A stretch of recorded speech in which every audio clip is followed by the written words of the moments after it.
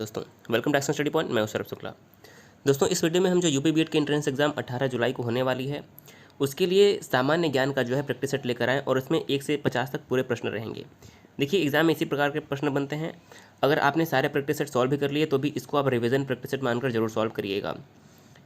ये जो है सभी वर्गों के लिए, अगर आप आर्ट, कॉमर्स, साइंस, एग्रीकल्चर किसी भी ग्रुप के हैं तो ये सभी वर्गों के लिए अनिवार्य होता है, तो जीके आप ज़रूर देखिएगा। दोस्तों कल हमने सामान्य हिंदी की प्रैक्टिस सेट में कहा था कि जो भी जिन लोगों के 50 में से सबसे अधिक प्रश्न रहेंगे उनमें से 5 लोगों के नाम जो है मैं यहाँ पर बताऊँगा। तो देखिए यहाँ पर 5 नाम किसके किसके हैं। तो पहला नाम है आशा यादव, जिन्होंने 50 में से 49 प्रश्न सही किए थे। दूसरा नाम है जागृति तिवारी, जिन्होंने 48 प्रश्न सही किए थे।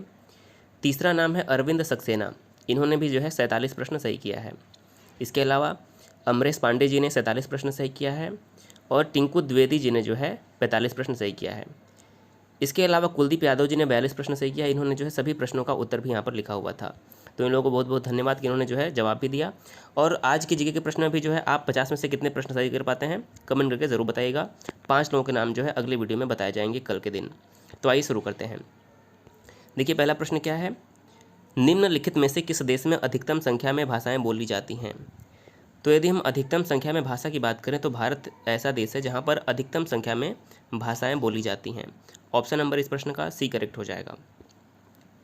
दूसरा प्रश्न है, भारत में रेडियो प्रसारण का प्रारंभ किस वर्ष हुआ था। देखिए आपको अगर पीडीएफ चाहिए इसका तो आप हमारे टेलीग्राम ग्रुप जो है डायरेक्शन स्टडी पॉइंट के नाम से टेलीग्राम पर सर्च करिएगा और इसका पीडीएफ जो है आपको आंसर के साथ मिल जाएगा। तो भारत में जो रेडियो का प्रसारण था वो किस वर्ष प्रारंभ हुआ था। तो देखिए अगर हम ऑप्शन के अनुसार जाएं तो हमारा 1927 जो है करेक्ट हो जाएगा। 1927 में कलकत्ता यानी कि कोलकाता और मुंबई से रेडियो प्रसारण का जो है ट्रांसमिशन शुरू हुआ था। तो अगर आपने ऑप्शन नंबर ए चुना है तो आपका जवाब करेक्ट हो जाएगा। तीसरा प्रश्न है, नई दिल्ली में स्थित संग्रहालय का नाम क्या है। तो नई दिल्ली में जो संग्रहालय है उसका नाम है राष्ट्रीय संग्रहालय।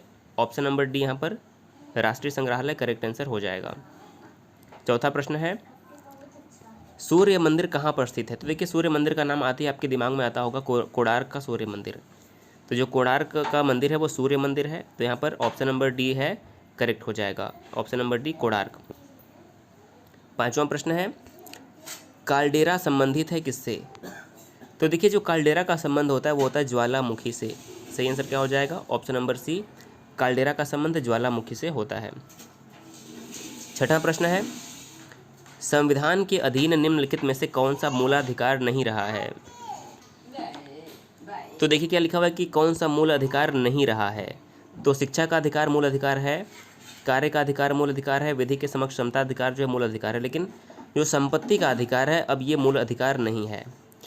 जो संपत्ति का अधिकार है वो आर्टिकल 31 में पहले था, लेकिन अब इसे संविधान के अनुच्छेद 300A में रख दिया गया है और यह अब एक कानूनी यानी कि वैधानिक अधिकार है। आपका मूल अधिकार में इसको हटा दिया गया है। सातवां प्रश्न है, आय और उपभोग में किस प्रकार का संबंध होता है। तो यदि हम आय और उपभोग की बात करें तो इसमें प्रत्यक्ष संबंध होता है, यानी कि यदि आय बढ़ती है तो उपभोग भी बढ़ेगा, अगर आय घटेगी तो उपभोग भी जो है घट जाएगा। तो इसमें प्रत्यक्ष संबंध होता है। Option number B. आठवां प्रश्न है, प्रकाश की किरण को पूर्ण आंतरिक परावर्तन के लिए किससे गुजरना होता है।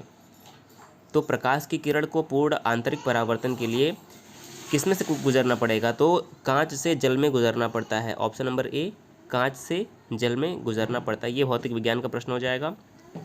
नवां प्रश्न है, हमारे शरीर में कुल कितनी मांसपेशियां होती हैं।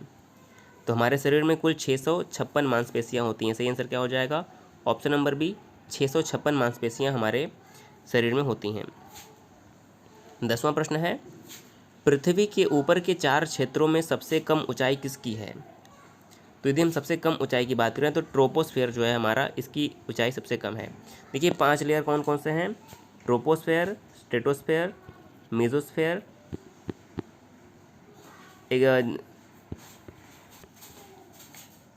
देखिए 5 नाम क्या हो जाएंगे, ट्रोपोस्फेयर, स्ट्रेटोस्फेयर, मेसोस्फेयर, आयनोस्फेयर और एक्सोस्फेयर। तो ये हमारे 5 जो है परत होते हैं। अगला है 11वां प्रश्न, राज्यसभा के सदस्य का निर्वाचन कितनी अवधि के लिए होता है। तो राज्यसभा के सदस्य का जो निर्वाचन होता है वह 6 वर्ष की अवधि के लिए होता है। ऑप्शन नंबर हमारे यहाँ पर डी जो है करेक्ट हो जाएगा। 12वां प्रश्न है, वर्ष 2011 की जनगणना के अनुसार भारत के किस राज्य की जनसंख्या सबसे कम है? तो 2011 की जनगणना के अनुसार जो सिक्किम की जनसंख्या है यह सबसे कम है। 12 नंबर प्रश्न का ऑप्शन नंबर डी जो है करेक्ट हो जाएगा। तो सबसे कम के मामले में यदि बात करें तो सिक्किम का पहला नंबर आता है, मिजोरम का दूसरा नंबर आता है, अरुणाचल प्रदेश का तीसरा, गोवा का चौथा और नागालैंड का पाँचवां क्रम आता है। और यदि हम सर्वाधिक जनसंख्या की बात करें तो इसके मामले में उत्तर प्रदेश पहले नंबर पर आ जाएगा, दूसरे पे आएगा महाराष्ट्र, तीसरे नंबर पे आएगा बिहार, चौथे पे आएगा पश्चिम बंगाल और पाँचवें पे आ जाएगा आंध्र प्रदेश। ये जो है राज्यों की बात है, इसको आप याद रख लीजिए, यहाँ से प्रश्न बनता है। और वहीं यदि हम केंद्र शासित प्रदेशों की बात करें तो इसमें दिल्ली जो है सबसे अधिक जनसंख्या का है पहले नंबर पे, दूसरे पे पुडुचेरी, तीसरे पे चंडीगढ़। और सबसे कम की बात करें तो लक्षद्वीप पहले नंबर पे, दमन और दीव दूसरे नंबर पे, और दादरा नगर हवेली। देखिए दादरा नगर हवेली दमन दीव पहले अलग अलग था, लेकिन जो है अब ये दोनों एक हो चुके हैं। 13वां प्रश्न है, ग्राम पंचायतों की आय का स्रोत कौन सा होता है? तो ग्राम पंचायतों की आय का जो मुख्य स्रोत होता है वो मेला एवं बाजार कर होता है। तो ऑप्शन नंबर बी मेला एवं बाजार कर जो है गांव की आय का, ग्राम पंचायतों की आय का मुख्य स्रोत होता है। 14वां प्रश्न है, राज्य के नीति निर्देशक तत्वों में निम्नलिखित में से किन किन प्रकार के सिद्धांत अंतर्निहित हैं? तो जो राज्य के नीति निर्देशक तत्व हैं इसमें आर्थिक सिद्धांत, सामाजिक सिद्धांत और प्रशासनिक सिद्धांत ये सभी जो है अंतर्निहित हैं। और नीति निर्देशक तत्वों का उद्देश्य क्या होता है?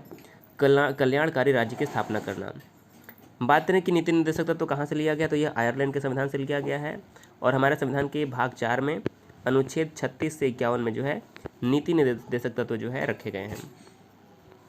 अगला प्रश्न है, भारतीय संविधान में राज्य के नीति निर्देशक सिद्धांतों को शामिल करने के पीछे मुख्य उद्देश्य क्या था? तो अभी मैंने आपको बताया कि जो मुख्य उद्देश्य था वह कल्याणकारी राज्य की स्थापना करना था। ऑप्शन नंबर यहाँ पर ए अगर आपने चुना है तो आपका जवाब करेक्ट हो जाएगा। 16वां प्रश्न है कि किसकी उपस्थिति के कारण चूने का पानी वायु में रखने पर दूधिया हो जाता है? तो सही उत्तर क्या हो जाएगा? कार्बन डाइऑक्साइड के कारण जो है चूने का पानी वायु में रखने पर दूधिया हो जाता है। ऑप्शन नंबर ए इस प्रश्न का सही उत्तर हो जाएगा। 17वां प्रश्न है, चमड़ा उद्योग में पौधों से प्राप्त होने वाले किस चीज़ का प्रयोग किया जाता है? तो चमड़ा उद्योग में जो पौधों से प्राप्त की जाने वाली टैनिन का प्रयोग होता है। ऑप्शन नंबर डी टैनिन का प्रयोग किया जाता है। अगला प्रश्न है, ब्लैक बॉडी किसकी विकिरण को अवशोषित कर सकती है? तो जो ब्लैक बॉडी होती है वह सभी तरंगदैर्ध्यों को अवशोषित कर सकती है। ऑप्शन नंबर यहाँ पर डी जो है डी करेक्ट हो जाएगा। 19वां प्रश्न है, निम्नलिखित में से किस संत ने अपने संदेश के प्रचार के लिए सबसे पहले हिंदी का प्रयोग किया? तो अपने संदेश के प्रचार के लिए सबसे पहले जो हिंदी का प्रयोग किया था वो रामानंद ने किया था। किसने किया था? सी ऑप्शन रामानंद जो है यहाँ पर सही उत्तर हो जाएगा। 20वां प्रश्न है, अखिल भारतीय किसान सभा के प्रथम सत्र की अध्यक्षता किसने की थी? तो अखिल भारतीय किसान सभा के प्रथम जो सत्र थी इसकी अध्यक्षता की थी स्वामी सहजानंद सरस्वती ने। ऑप्शन नंबर ए यहाँ पर करेक्ट हो जाएगा। 21 नंबर प्रश्न है, विश्वविद्यालय अनुदान आयोग की स्थापना किस वर्ष की गई? तो विश्वविद्यालय अनुदान आयोग की स्थापना 1956 में की गई थी, 1956। तो अगर आपने ए चुना है तो आपका जवाब सही हो जाएगा। 22 नंबर प्रश्न है, सर्वोच्च न्यायालय के न्यायाधीश को कदाचार और असमर्थता के प्रमाणित आधारों पर संसद किस तरह महाभियोग का प्रस्ताव पारित कर सकती है? तो इस प्रश्न का सही उत्तर हो जाएगा। देखिए यदि सर्वोच्च न्यायालय के न्यायाधीश को कदाचार और असमर्थता के आधार पर जो है महाभियोग प्रस्ताव लाया जाता है तो क्या होना चाहिए कि संसद के दोनों सदनों द्वारा अलग अलग अपने कुल सदस्यों की संख्या के बहुमत तथा उपस्थित एवं मतदान करने वाले सदस्यों के 2/3 बहुमत द्वारा प्रस्ताव पास होना चाहिए। तो 22 नंबर का सी ऑप्शन करेक्ट हो जाएगा। 23वां प्रश्न है, अंग्रेजी भाषा को भारत में शिक्षा के माध्यम के रूप में आरंभ किया गया किसके द्वारा? तो अंग्रेजी भाषा को भारत में शिक्षा के माध्यम के रूप में लॉर्ड मैकाले द्वारा आरंभ किया गया। Option number A Lord Macaulay के द्वारा आरंभ किया गया था। 24वां प्रश्न है, वह कौन सा महाद्वीप है जहां एक भी ज्वालामुखी नहीं है? तो देखिए यहाँ पर हमारा सही उत्तर क्या हो जाएगा? ऑस्ट्रेलिया ऐसा एक महाद्वीप है जहाँ पर एक भी ज्वालामुखी नहीं है। तो 24 नंबर का ऑप्शन नंबर ए करेक्ट हो जाएगा। 25वां प्रश्न है, निम्नलिखित में से कौन सा वन आधारित उद्योग नहीं है? देखिए लौह उद्योग, कागज उद्योग और खेल सामग्री उद्योग जो है वन पर आधारित है, लेकिन जो सीमेंट उद्योग है यह वन पर आधारित नहीं है। तो यहाँ पर ऑप्शन नंबर ए करेक्ट हो जाएगा। 26वां प्रश्न है, भारत में परमाणु ऊर्जा कार्यक्रम का प्रारंभ कब से हुआ माना जाता है? तो भारत में जो परमाणु ऊर्जा कार्यक्रम है यह 1948 में प्रारंभ माना जाता है। बी ऑप्शन यहाँ पर करेक्ट हो जाएगा। 27वां प्रश्न है, उपनिषद का प्रतिपाद्य विषय क्या है? यानी कि उपनिषद का विषय क्या रहा है? भारत का सामाजिक व्यवहार, हिंदू धर्म, प्राचीन भारतीय विधि। ये सभी जो है करेक्ट हो जाएंगे। ये सभी जो है भारतीय जो उपनिषद हमारे हैं इसका प्रतिपाद्य विषय है। 28वां प्रश्न है, कोयला किस चट्टान में पाया जाता है? तो यदि हम कोयले की बात करें तो यह परतदार चट्टानों में पाया जाता है। ऑप्शन नंबर बी करेक्ट हो जाएगा। 29वां प्रश्न है, मोह असंबद्धता स्थित है कहाँ पर? देखिए ये प्रश्न कई बार रिपीट हुआ है। तो जो मोह असंबद्धता है यह क्रस्ट तथा मेंटल के बीच में स्थित है। कहाँ पर? क्रस्ट तथा मेंटल के बीच में ये स्थित है। 30वां प्रश्न है, तो विश्व में बागानी कृषि का सर्वाधिक विकास कहाँ पर हुआ है? तो विश्व में बागानी कृषि का जो सर्वाधिक विकास हुआ है वह दक्षिण पूर्वी एशिया में हुआ है। ऑप्शन नंबर डी दक्षिण पूर्वी एशिया सही उत्तर हो जाएगा। 31वां प्रश्न है, धरातल के सर्वाधिक भाग पर निम्नलिखित में से किस चट्टान का विस्तार पाया जाता है? तो धरातल के सर्वाधिक भाग पर जो है अवसादी चट्टानों का विस्तार पाया जाता है। बी ऑप्शन यहाँ पर करेक्ट हो जाएगा। 32वां प्रश्न है, विश्व में रेशम उत्पादन में अग्रणी राष्ट्र कौन सा है?